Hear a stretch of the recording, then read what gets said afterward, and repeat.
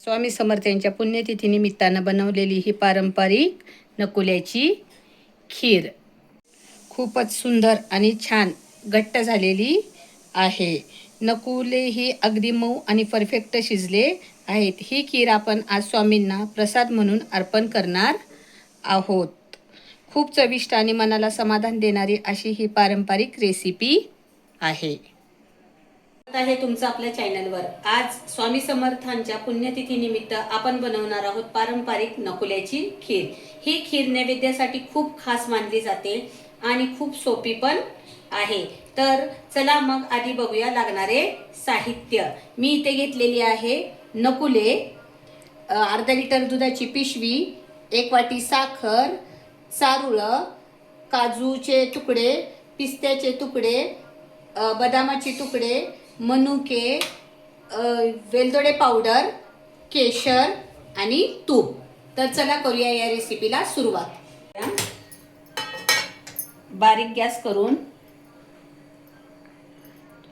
आपण त्याच्यामध्ये आता 1 चमचा तूप टाकूया।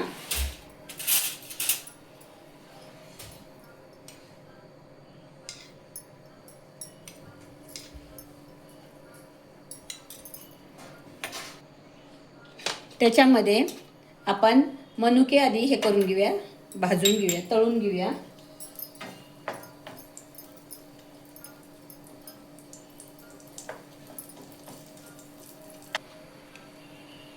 आता चारोळं भाजून घेऊया, तळून घेऊया।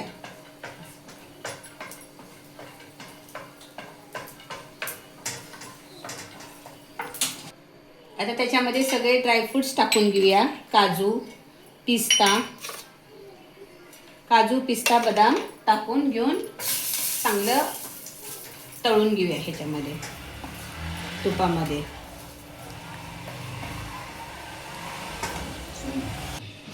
अशा प्रकारे हे सर्व मसाला मी तळून घेतलेला आहे तुपामध्ये। आपण आता हे नकुले बारीक गॅसवर गुलाबी रंग येईपर्यंत भाजून घेऊया।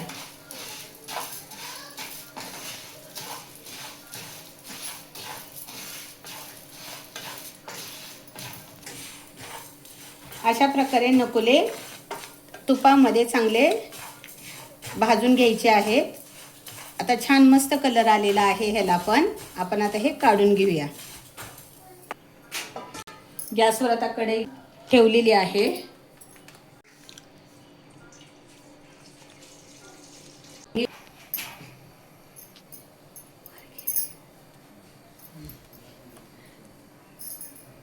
आता तुम्ही बघू शकतायत दुधाला छान उकळी आलेली आहे।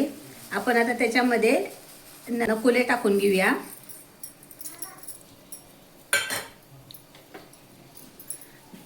हे नकुले चांगले 5 ते 6 मिनिट आपण ह्याच्यामध्ये दुधामध्ये शिजून देऊया।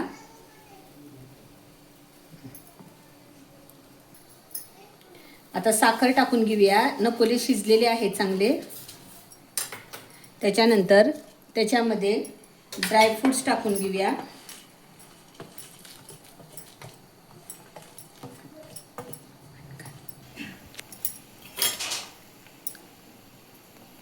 त्याच्यामध्ये वेलदोडे पावडर टाकून घेऊया।